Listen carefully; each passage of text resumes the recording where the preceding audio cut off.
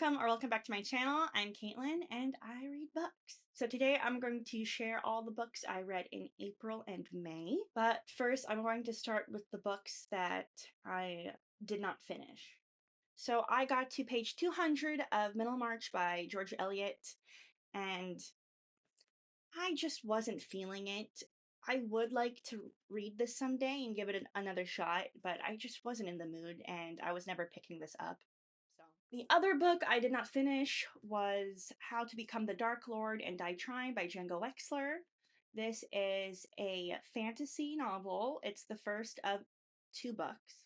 It follows a young woman named Davi who is stuck in a time loop where she must defeat the Dark Lord, but the Dark Lord keeps killing her, and after she dies, she wakes up at the same time. So she decides she wants to become the Dark Lord herself. Unfortunately, this did not gel with me at all. So by page 3, this book says the word tits twice. By page, I think 5, the main character rates herself on a scale of 1 to 10. And I said, I think a man wrote this, and I googled it, and I was right. His writing style is very obvious that it's a woman written by a man. She is hypersexual and kind of has no personality except for pop culture references, which is confusing because they are in a medieval fantasy land that doesn't have technology or modern appliances. It is hinted that she is from our time in America, but she somehow got transported here. I stopped reading at page 65, so maybe it's explained later in the book, but in the first 65 pages, it was not really made clear what that was about. This is definitely a comedy, but it has to be your sense of humor to enjoy this. So I would recommend this to perhaps a teenage boy. So now the books I did read. The first book I finished this month was Notes from the Underground by Fyodor Dostoevsky. It's separated into two parts. So the first half, our unnamed narrator just kind of shares his opinions about society and himself.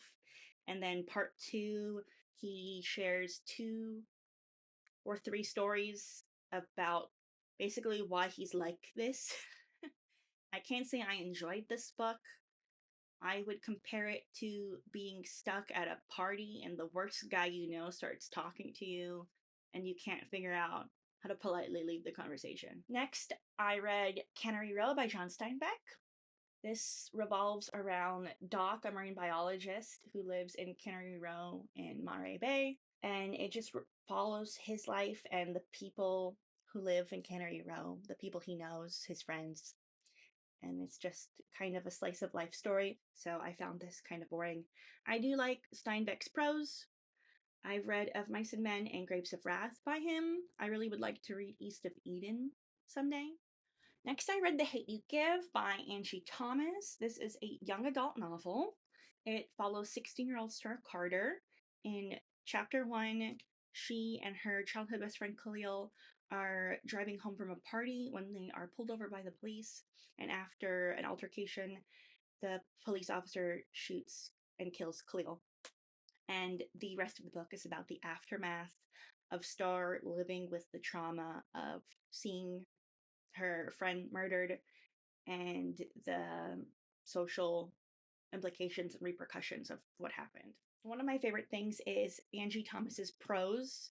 She writes so genuine of a teenage girl, and it is written for young adults, and I think all of the subjects are handled in a way that is appropriate for the intended target audience. So I gave this book 5 out of 5 stars. Next, I read Kappa by Ryunosuke Akutagawa. This is a very short book. It's only 80 pages.